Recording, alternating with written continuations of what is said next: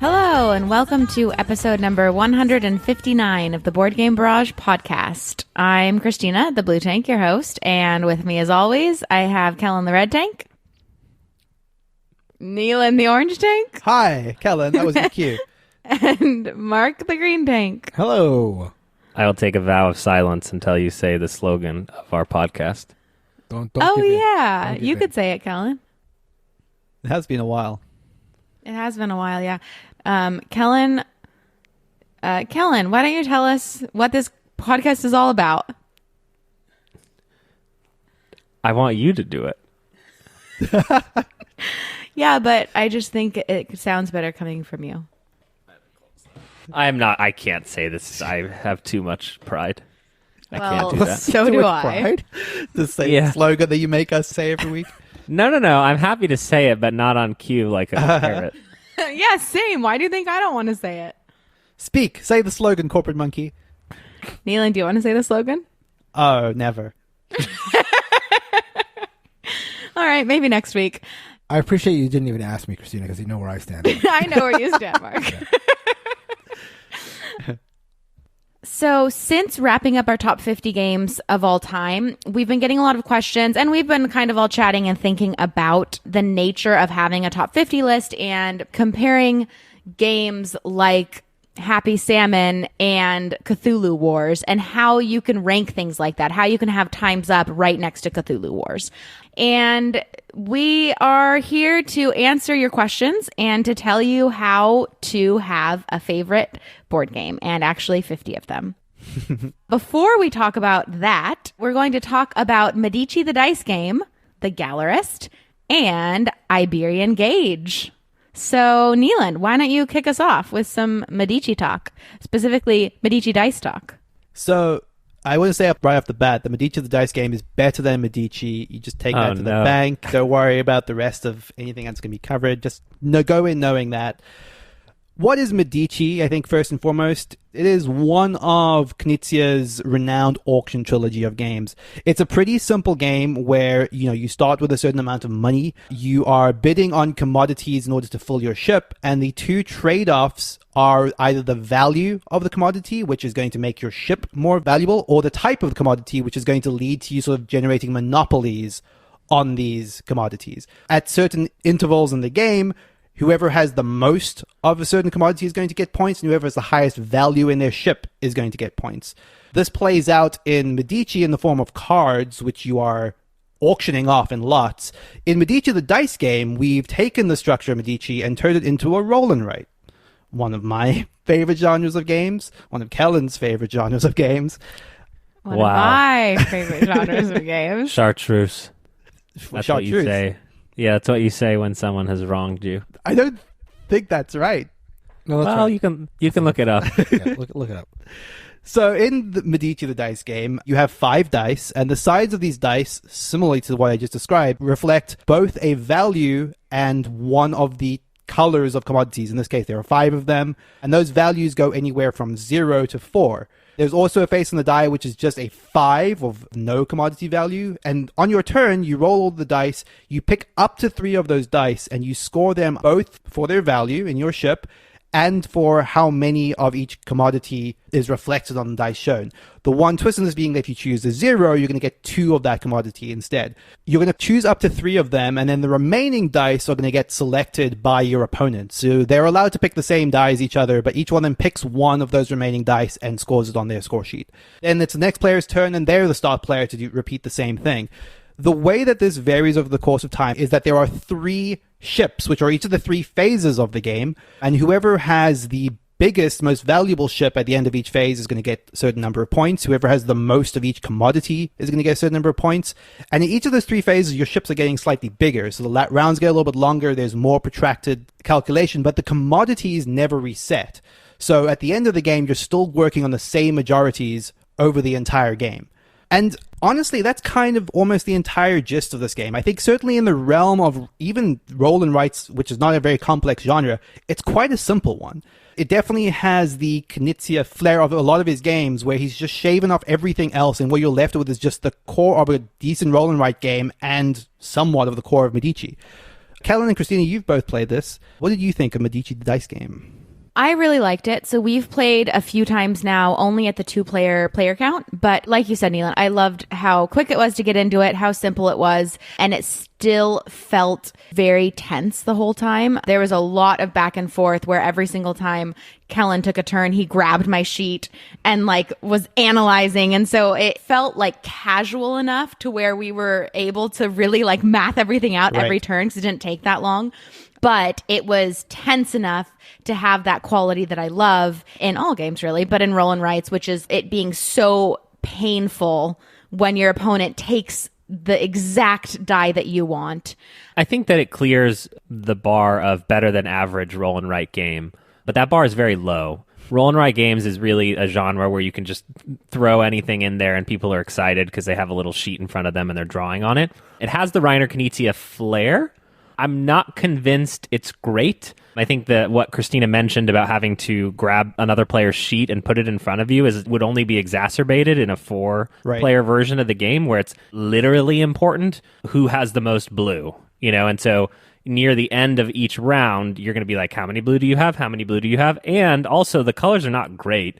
I had trouble with multiple different colors, and that's a small sin, but in the context of a very, very small game, it's a sin, and it should repent. But it's good, and it's is there enough there? I don't know. I think that anyone who likes Reiner Knizia would enjoy playing this and be like, interesting. But does it pass that bar to where I'm like, you should buy this game? I don't personally think so. I think that probably is about right, and something I actually hadn't even thought about in the context of this, which is obviously, if you're saying, should you pay $20 to play this game? I would say that answer is maybe no. I will say, though, that in the context of a 2-player game, which is, again, the only player count I played this in, besides the solo, which is fine, is that I do agree with you, Christina, that there's this, more so than other roll and write games, even at 2-player count, there is this very intense, I need to know exactly what you need, and I'm going to make sure that what I take is going to benefit me more than it benefits you. And that feels, because the game is so slight, that feels both easy to do, and in a way that does actually feel very, confrontational. I'm very specifically at every round thinking, I'm going to take this because it's going to help me and hurt you.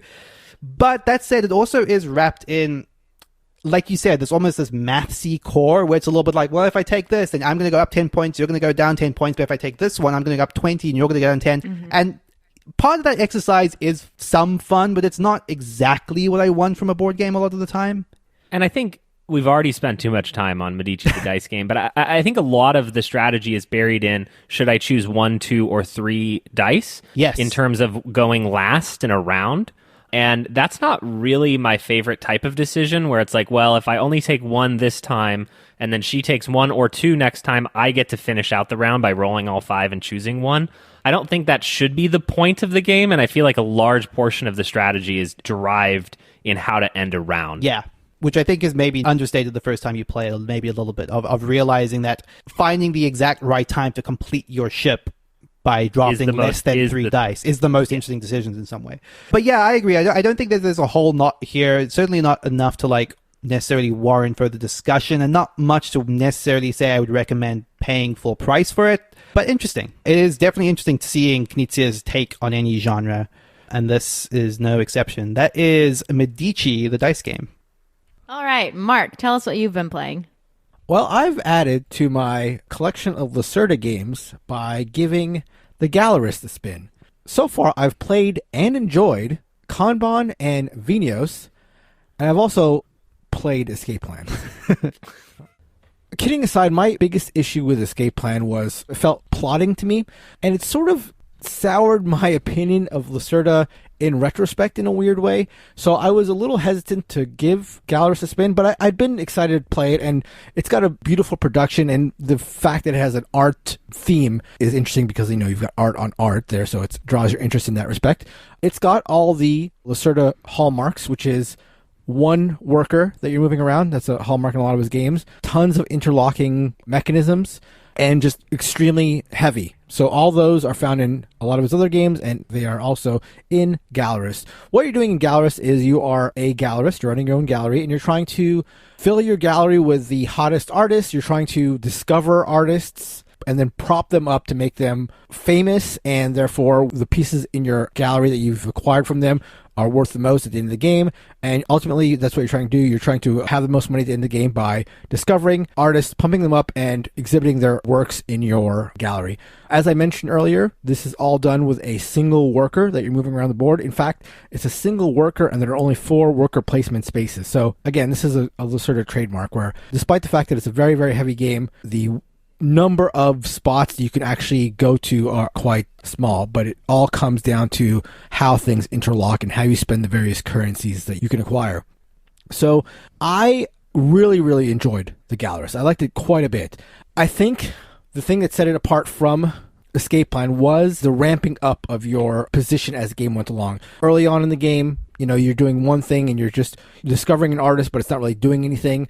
And then by the end of the game, this artist that you discovered in an early round is like now world famous, and all his works are worth a lot of money.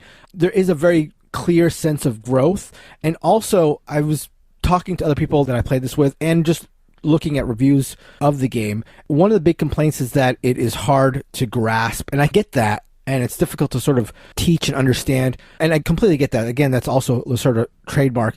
However, this felt like the lower end of complexity, at least in terms of the teaching and the rules grit, to me.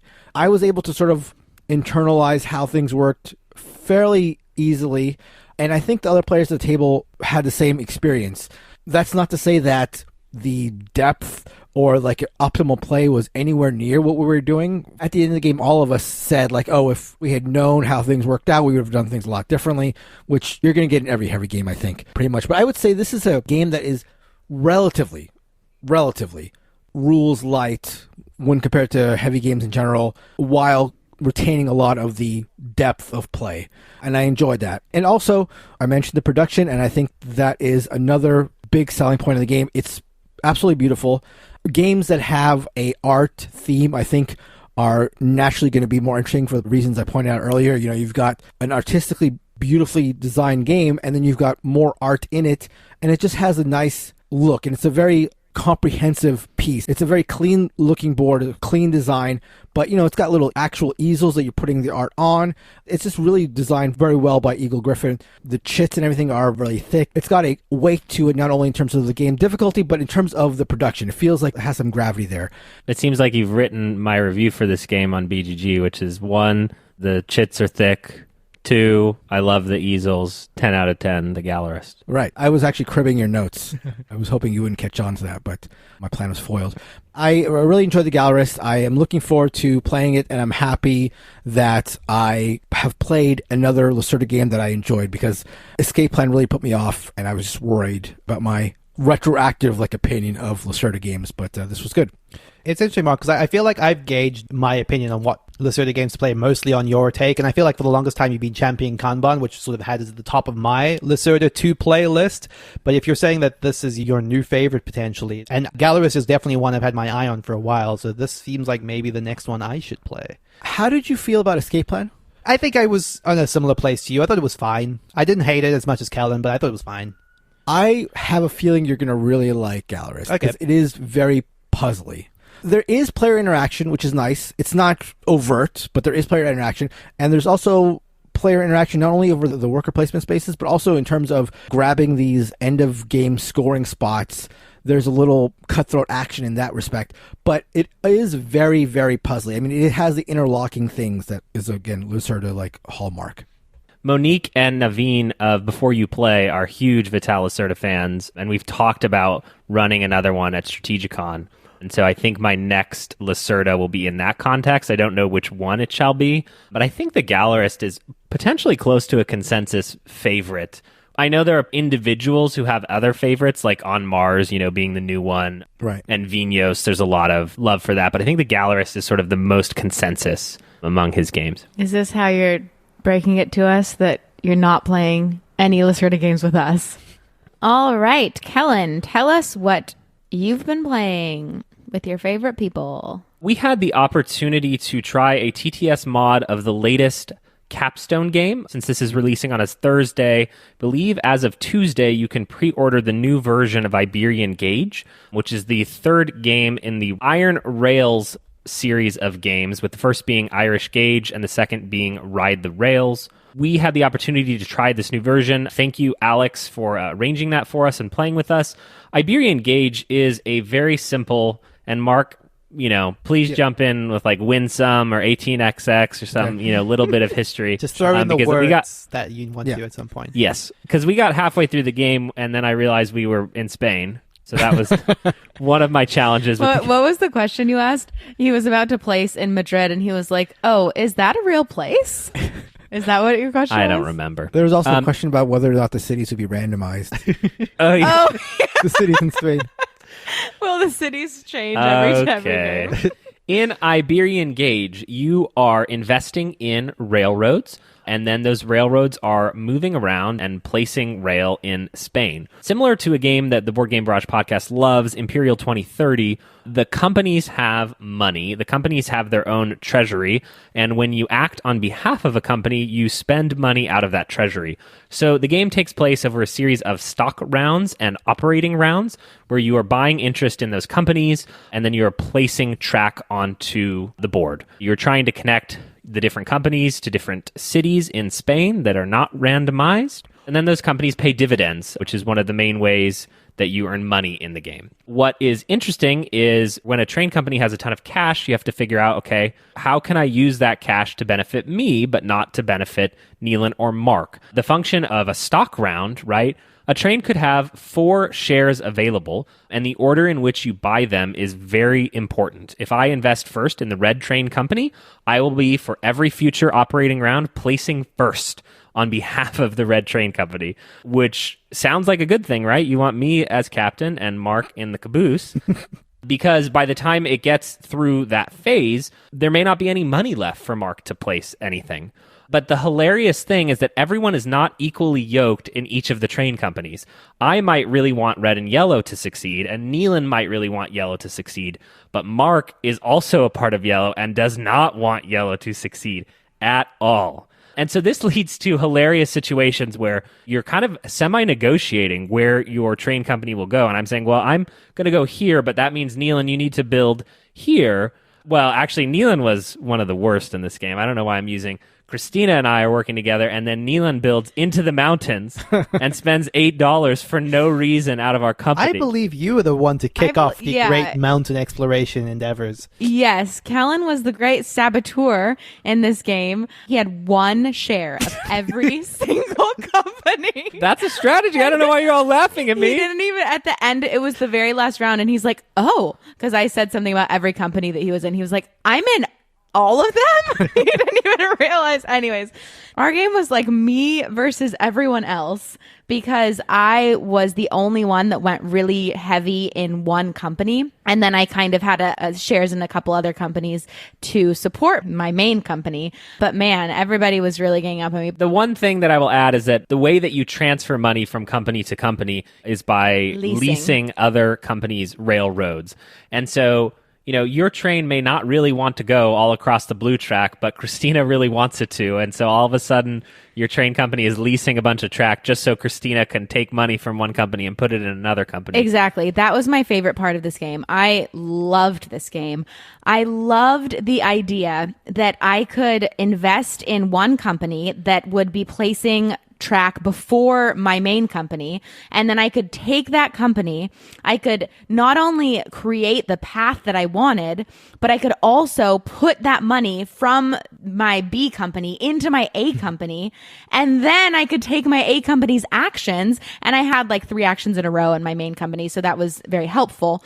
But it was just like I was pumping money into my company, and then I was using all that money to continue building my route, and it was just so much fun and so satisfying, and it was very funny to watch everyone try to stop me. It feels like we have to get Christina to play an 18XX game, the way she's talking about transferring money between companies and pumping one up and dumping the other. Yeah, it was awesome. This was my first Winsome game, and I loved it. And I think this was a great introduction because of how simple it was. Yeah. And the board was so easy to see. It was so clear. The box is so beautiful. I really loved it. Yeah, I mean, I think you would love Irish Gauge in that case because it's another Winsome game, same sort of idea, same artwork, in fact. Yeah, I really, really enjoyed this as well. This is my first time playing Iberian Gauge, which was originally by Tom Russell in 2017. Kellen asked me to inject facts, and there's some right there. I knew that fact. Tom Russell of Hollandspiel. I really, really enjoyed it. The leasing mechanism is a very interesting one that I had not played in another Cube Rail game. I thought the consideration about when to buy stock in a company was very interesting. There's buying it first and therefore, directing it initially, but having a share later on where you can just bleed the company at the end and sort of cut its legs out from underneath it was another really interesting aspect. And I loved how the coalitions were like forming and disconnecting and reforming. We had like partnerships come and go multiple times throughout this game, which took about an hour and a half. So it also plays quite quickly. And that was for the full 5 players as well. Yeah, just really interesting. If you're at all interested in Cube Rail games or Winsome games, I think this is an absolute no-brainer. I also think one of the things I liked as we were getting to the end of the game, I think some of the nuances of how you would build track in order to maximize the leasing opportunities were only sort of starting to become apparent to me in a way that I think would drastically change the second time I played this. Some of the specificities about when you should buy stock and, how early to invest in a company versus getting the actions you need in order to build up specific companies. Like those trade-offs were really interesting in what is ultimately a relatively simple game. I think a lot of times a game has the illusion or the appearance that interactivity and those kind of like, I'm going to build into the wilderness moments are there, but they're not helpful enough for you. And I felt like this game really presented many opportunities where the best thing for you to do was to literally try to just screw up a train company that wasn't going to help you the most. And I thought that was great. I think we are in the future right now, but I'm assuming that I will have pre-ordered this in the past. So that's how time travel works. I'm very excited about Iberian Gauge, and hopefully you guys are interested in checking it out. It's also worth noting that although Christina staked it out for herself, flying solo with the Blue Company and having everyone against her, she did pull out the win. So barely. A To W the strategy that you laughed at. Barely? It was pretty Do you know how second pull up place BG works? stats. No, let's not. All right. So with that, we're going to jump right into our feature topic, special topic of the day. And I will kick us off by asking everyone a question. So this is something we've been kind of thinking about over the past week, which is we all love the Doctor, the only true and living Doctor. And for those of you who don't know who that is, I'm not even going to tell you because you should know. Wow, that's friendly. Okay, I'll tell you. It's Reiner Knizia. We love him so much that we call him the only true and living Doctor. We give him a special intro song when we talk about his games. His games came up on all of our lists so much. There were so many crossovers with all of us. And yet, none of us had any Knizia games in our top 10s. And so there's something really interesting about that. And I thought that we could kick off the discussion / Q&A by talking about that. Why do we love Knizia's games? And for some reason, we don't love them enough for them to make it to our top 10s. What do you guys think? This is a really tough one. My initial response would be that he's known for incredibly solid designs and for like trimming the fat off of his games. And those are, frankly, two things that I love in games that would make me consider a game to be a top 10 game. But I think there might be an argument to be made that, like, they are so solid and so refined that they don't have that extra little something to push them over, maybe? That's the first thing I think of. That makes sense to me. What's the highest Reiner Knizia game that anyone has? For me, it's Tigris at 18. I had Taj Mahal at 18. And I have Ingenious at 20. She has Taj Mahal 19. Oh, Babylonia. She's Babylonia at 17. No, but I have something higher than Babylonia. Quest for Eldorado is at 15. 15. Oh, so I have them the highest. Yeah. Yeah, but that's still I actually think this is an interesting observation that I don't have an answer to. To bounce off what you were saying, Mark, like one, not theory, but something that I just was thinking while you were talking is you reminded me of something that Christina kept saying during our top 10, which was this idea of like big experience games. That's what I was going to say, Neil. Well, there we go. Double crossover. That's what I was saying. I don't know if that's the case for all of ours, but yeah. Go ahead. No. Yeah. Well, I mean, just to finish that thought, I think while Knizia's games are solidly designed, I think that he doesn't, whether intentional or not, lean into like the big experience. Like something like our favorite games, the ones that are like quite splashy, that feel like you build an afternoon around. Like I will always feel like a Knizia game is a solid design, but it's not necessarily one that like made me feel like, wow, that was like a singular board game experience. Right. I feel like we also talk a lot about like these games that have the highest highs. And those are the games that end up making it into our top 10s. I think that a word that Neelan and I kept using for Knizia games was delightful. They're so pleasant. They're so solid. They're just like, they make you feel good. Like you love playing them, but you're never, I won't say never because maybe that's not true. We love you, Doctor. We love you.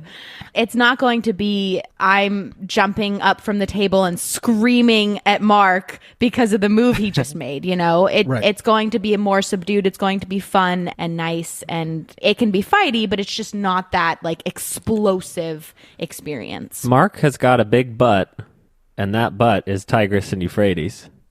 Eh? Let's hear it.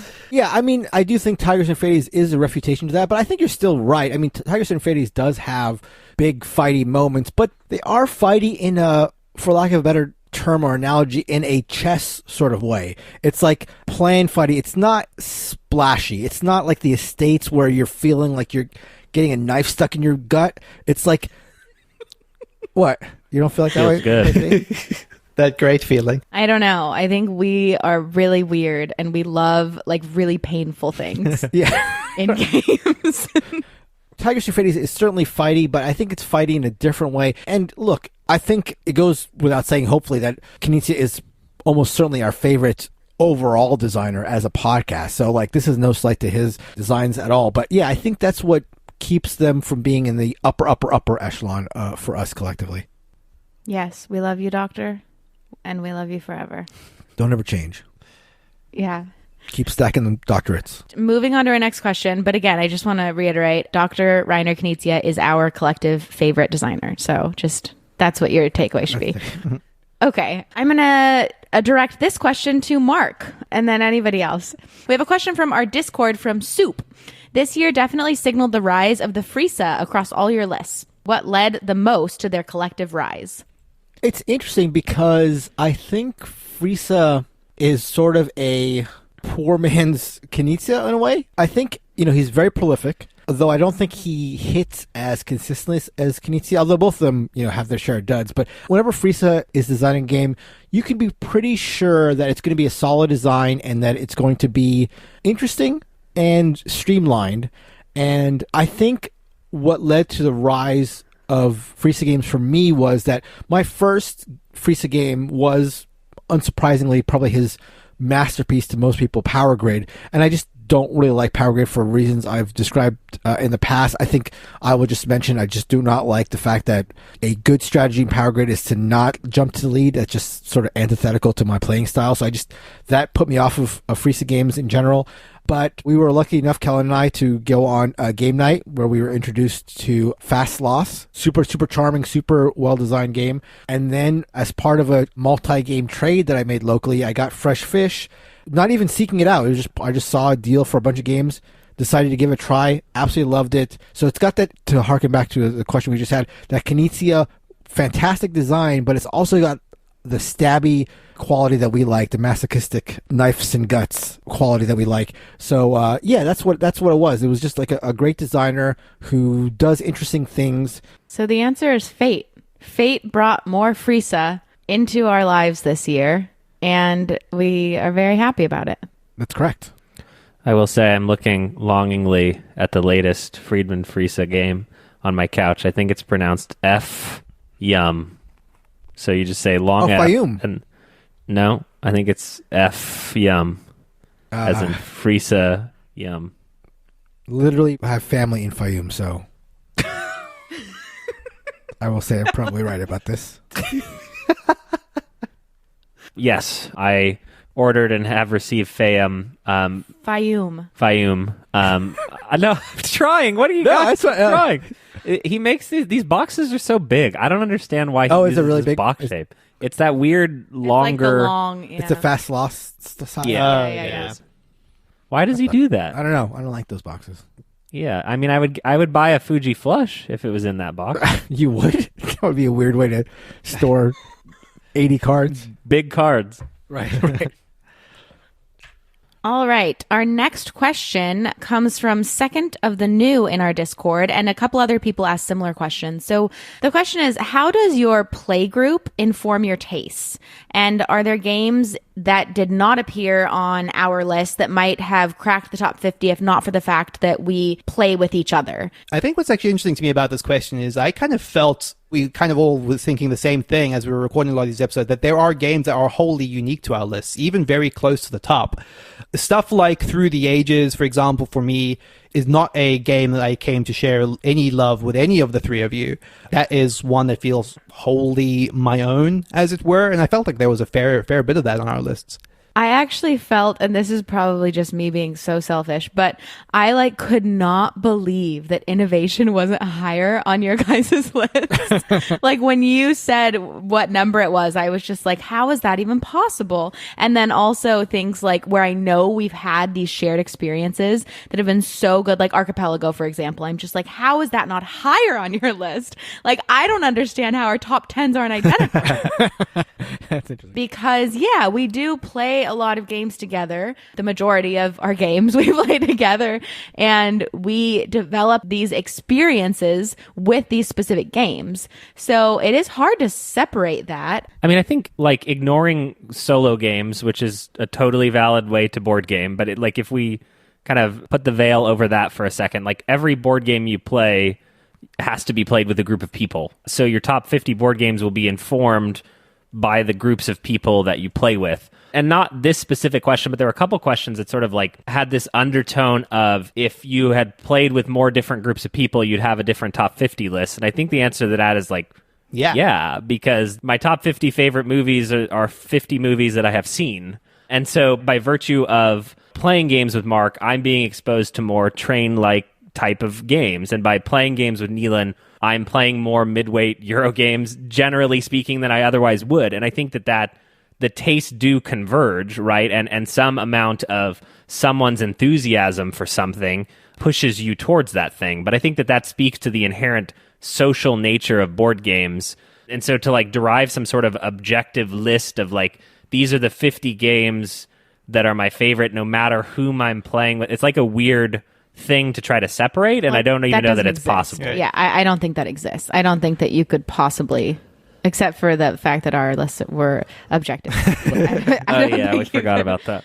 It also reminds me of, we'd had a comment somewhere that we tweeted out about someone that was very opposed to the idea that Telestrations would be on our lists. As if there is some sort of analysis of a game that should disqualify it, despite it leading to some of the highest and best social experiences we've had. And that's kind of one of the things where I sometimes question even the attempt at objectivity of game evaluation, which is that you're coming at anything as a sum total of your experiences. And when we play board games, we are most frequently playing them with each other. So when we play those games and have big experiences, they're shared experiences. I don't know if these are exactly counters, but I just feel like a little bit of a pushback on the sentiments we've had so far. First, I don't know. I have some sense that even if I wasn't playing with this group as much as I do, that these games would still be high on my list. What I like about our group is that I think I get to have my best gaming life, for lack of a better term, which I wish I had because that's a terrible term. Hashtag. Right. I just feel like I can play the way I want to play. I can have conversations I want to have. I'm the most comfortable in all aspects when I'm playing with our group. And so I think our group enhances the games I like. It allows me to play the games I like in my most full way.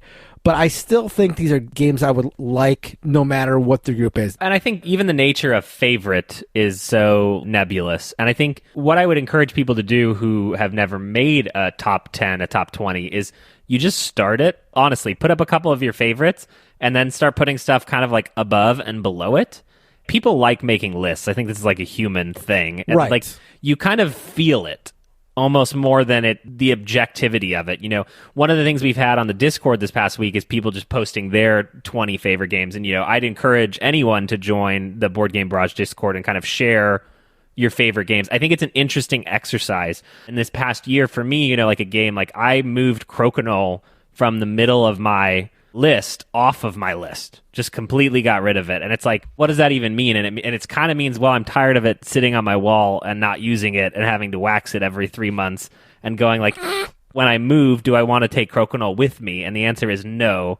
Ergo, like, it no longer makes me happy. I don't derive the joy, the 37th favorite joy of all time that I previously had last year. Right. And so now it's gone. But I think that you put the list together, you look at it, and you can feel it. How's that for touchy-feely? Yeah, I agree. That was sort of my pushback against what Neal's saying. Like, I get that this is all, like, subjective and there's no true list and stuff, and I get that it's crazy to try to compare 1830 to Telestrations. But like Kellen just said, I just think it's such an inherent human thing to want to put things into lists, and I think it's fun, and I think there's nothing... I mean, I think not only is there nothing wrong with it, I think it's, like I said, it's a fun thing to do. Whenever we do our top 50 list, it's a tough thing to do because we're listing all these games and the recordings are long, but I love it. I love making the list. It's like I think it's a really fun thing to do. And don't get me wrong, like, I agree with that entirely. Like, I am to some extent like an obsessive list maker when it comes to like my favorite films, my favorite video games, my favorite board games. It's just like I sort of somewhat recognize the ridiculousness of some of these things that we're saying, like the comparing of two games are entirely different in weight. But you're right, you do look at those two games by side and be like, I'll slide this one up, or I'll slide this one down. You do feel what needs to go in the right place. Except for Neelan, who ruined everything and gave me great pain. I was pained. Oh, yeah? I don't know if that came through or if we cut it out so as to let Neelan have his moment, but I was very pained. I thought about a beautiful photo shoot we did in previous years where we all held up our favorite games, and they're these cute little affordable things. And I thought about the redo of that picture, and I was insane with anger. The box is so big. I was shocked afterwards how that put me in a little bit of a bad mood. No, Really? not even. It was like 2 hours after the record, and he was just like, I know I shouldn't feel upset about this, but I just do. And he like was sad. That's so funny. It's very hard to understand. The thing is, Kellen, you're describing the emotions I felt doing it to myself, honestly. Like, because we joked about this a little bit, but there is this feeling of like how much it reflects on you, your favorite game. And no, like having to admit that to myself almost was a process.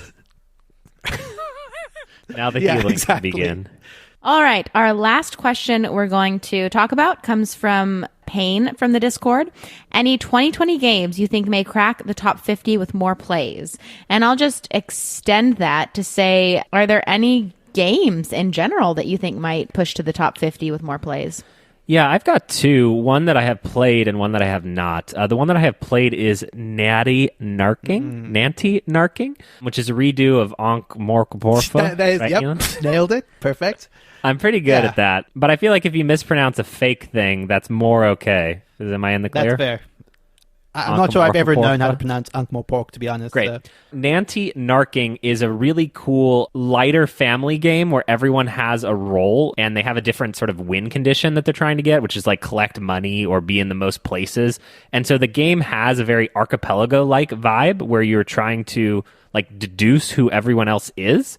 And it's this very light sort of family weight, play in an hour sort of thing that I played with my family and I loved. We have not gotten together and played it together as Board Game Barrage, and I really think it'll hit, and I'm really excited to keep exploring it and just haven't yet. And so I could see that in the top 50, but based on my limited plays, based on not playing it with you guys, I didn't want to throw it in there, but I was kind of pained not to get it in there. I actually want to revisit that. I've only played Ankh-Morportha, and I think I played it once with Mark, if I'm not mistaken. Yeah. But, like, I remember a specific high from that game of almost getting away through the entire game without revealing my role, but I didn't quite eke out the win, which kind of soured it a little bit for me.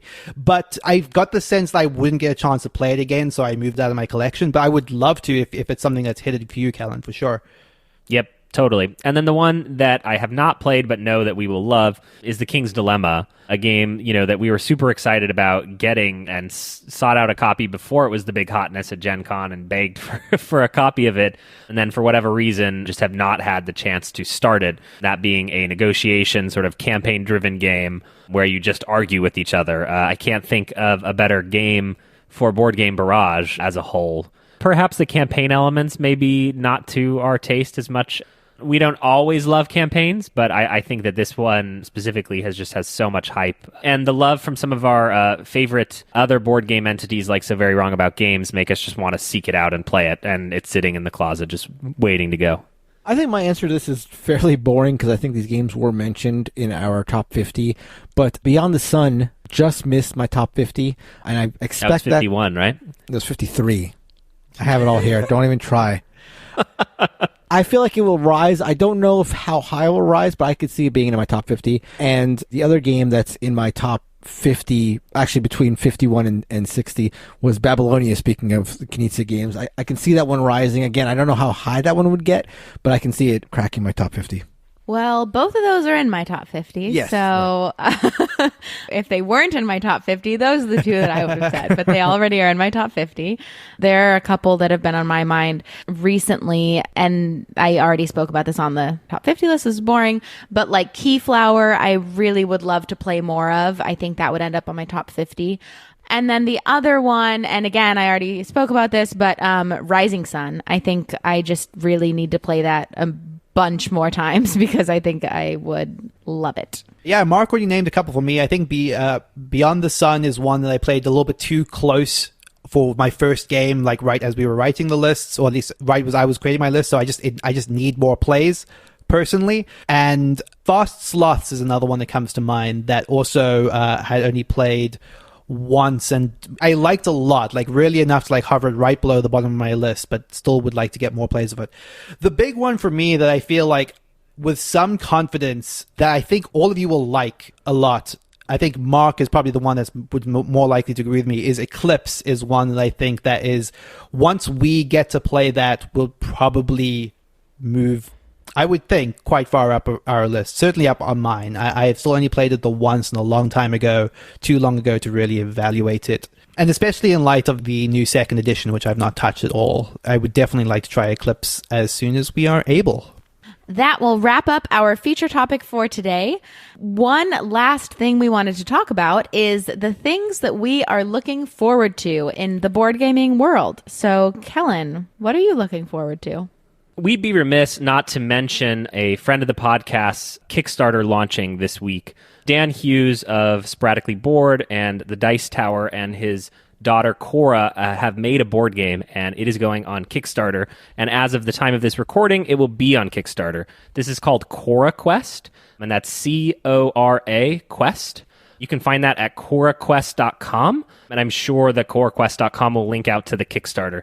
This is a family-weight dungeon crawler where they actually have had everyone in the board game community send in illustrations from their kids to make some of the characters and the enemies in the game. So it's really been kind of a labor of love and a passion project for Cora and Dan. Dan will be someone that we get on the podcast this year. Scheduling has just not allowed us to make that happen to this point.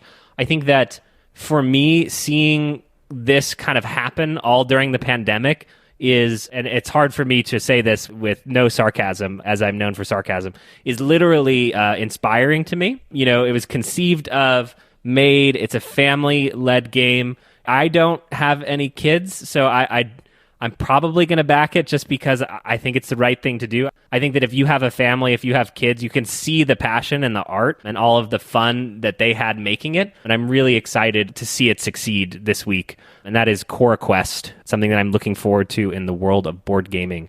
You should look it up if you have a family or kids and you're looking for a light dungeon crawler. Cool. One of the things that I'm looking forward to is I just got my copy of CloudAge, which is the new Mr. Fister game, and I am excited to play that. It is a gorgeous production. The art is quite stunning, and I'm looking forward to playing it. It has got a sort of a campaign structure to the way it unveils rules, which is something I'm intrigued by. It's lighter, right? Yeah, from what I understand, it is definitely on the lighter end of the spectrum for Mr. Fister. Cool. All right. What I'm looking forward to is the long-awaited arrival of the Board Game Barrage t-shirt that you can now buy. So we have a t-shirt. It has the logo on it, and you can pick between 4 different colors. We have navy, dark olive, true royal, or black. If you want to pick up a t-shirt, you can go to boardgamebarrage.com/shop. And as a thank you to our patrons, there are some discount codes on your Patreon page that you can find. And captains will get the biggest discount. So thank you again for supporting the podcast. Yeah, this has been a long time coming, so thank you for bearing with us, everyone who's asked for this. We do have a little promise on the shop page, which says that if you wear the shirt at a con, we will play a game with you. That feels like empty words in the world where there are no cons, so we got you. But if you're interested, we'd be really excited for you to check out that merch. What I'm looking forward to is all of you out there in listener land taking the nuggets of wisdom that we've given you in this episode and across the last 5 episodes and using it to formulate your own top game lists. So go to boardgamebarrage.com/top20 and submit your top 20 games list. And if you don't have 20, that's fine. Just submit as many as you want. And we're looking to maybe use that for a future episode where we go over our listeners' favorite games. And I think that'll be a really fun, interesting thing to look at. I'm a little worried, though, right? Why? Like, what if they like Scythe? Yeah, heaven forbid. That's fine. Yeah. Our listeners want us to unleash the fury. You know, they expect nothing less. So they're not afraid. That's right. Don't be afraid. Send us your lists. Shut up, Kelly. Come talk to us on Discord, boardgamebarrage.com/Discord. You know, you can find us anywhere else on the internet, email, Instagram, Twitter, everywhere. And that's going to do it. I think that's it for today's episode. Thank you for listening. Thank you to Heart Society Music for our intro and outro song, What's on Your Mind, Kid. Good night and good morning, because you might listen to this in the morning. Good Goodbye. night and good morning. I love it. Sweet dreams and have a good day. Goodbye and hello. A podcast about board games, the latest hotness, and how to have fun with your friends, even when you're losing. Red. No, don't steal that.